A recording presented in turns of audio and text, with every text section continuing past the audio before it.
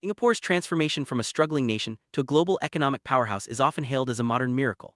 Yet beneath the gleaming skyline and impressive statistics, many Singaporeans experience a growing sense of exhaustion and anxiety. Drawing on the analyses of Liang Shihian, we explore how the very policies that engineered prosperity have also created a silent mental health crisis. Burnout in schools and workplaces, rising suicide rates among youth, and a relentless pressure to perform are now part of daily life. The Singapore system, built for efficiency and growth, rarely pauses to consider the emotional cost. As we begin this journey, let's look beyond the numbers and ask, what is the true price of success and how has it shaped the minds and hearts of a nation? Mental illness in Singapore has quietly shifted from a marginal concern to a national issue. Recent surveys reveal that 1 in 3 young adults now shows symptoms of depression or anxiety, and suicide is the leading cause of death among those aged 10 to 29. These troubling trends are not random, they are the psychological footprint of policy choices. High living costs, job insecurity, and relentless competition have institutionalized stress, making overwork a virtue and exhaustion an identity. Liang Shihian describes this as a silent side effect of Singapore's economic miracle. The system's constant push for productivity and meritocratic sorting leaves little room for rest, leading to chronic anxiety, insomnia, and burnout. As we examine the data, it becomes clear the mental health time bomb is ticking, and its roots run deep within the nation's pursuit of excellence. Singapore's open-door immigration policy has fueled economic growth, but it has also created new anxieties for citizens. As foreign workers filled jobs across all sectors, many locals began to feel displaced and insecure. Wages for mid-level Singaporeans stagnated while the cost of living soared. Liang Shihian coined the term economic alienation to describe this phenomenon, a sense of being economically useful but emotionally peripheral.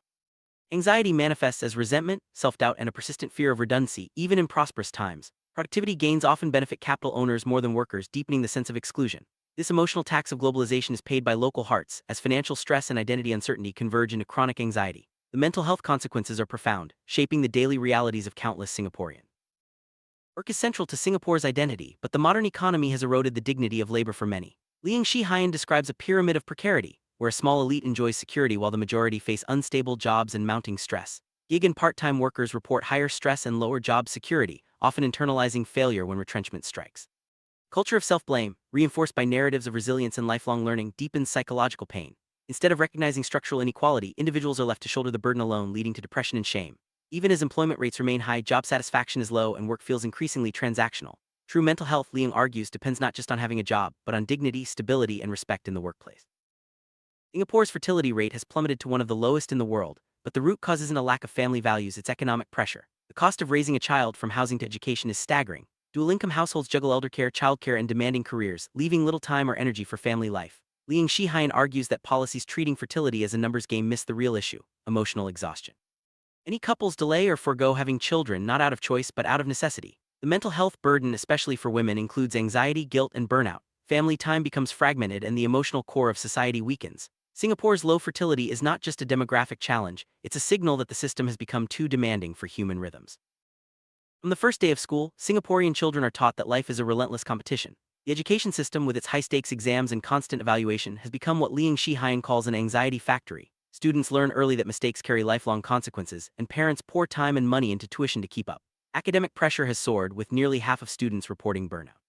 This culture breeds imposter syndrome and a deep inability to rest, as success always feels temporary and the next benchmark looms. Education, once meant to liberate, now often traps children and families in a cycle of stress. The seeds of national anxiety are sown early, shaping adults who struggle to find peace even in achievement. Singapore's elderly, who once built the nation, now face precarious retirements. Many seniors work low-wage jobs with minimal safety nets while national reserves continue to grow. Liang Shihian describes elderly cleaners as symbols of misplaced priorities. Fiscal surplus is built on human deficit. The mental health cost is twofold. Seniors worry about survival, and their children feel guilt for being unable to support them. This intergenerational stress transfer quietly spreads anxiety across families, creating a social contagion of worry. As the old cannot rest, the young cannot dream. Addressing this silent struggle requires more than financial aid, it demands a shift in how society values and supports its most vulnerable members. Despite growing awareness, mental illness remains deeply stigmatized in Singapore. Government spending on mental health is still far below international standards, and cultural stigma keeps many from seeking help. In workplaces, discussing stress or burnout is often taboo, allowing suffering to remain hidden.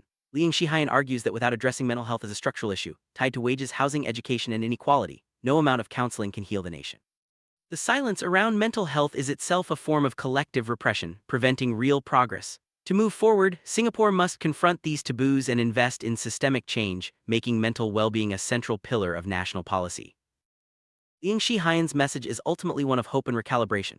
He envisions a Singapore where success is measured not just by GDP, but by collective peace of mind. His reform ideas include integrating mental health into schools and healthcare, expanding social protections, balancing immigration, and redefining productivity to include rest and recreation.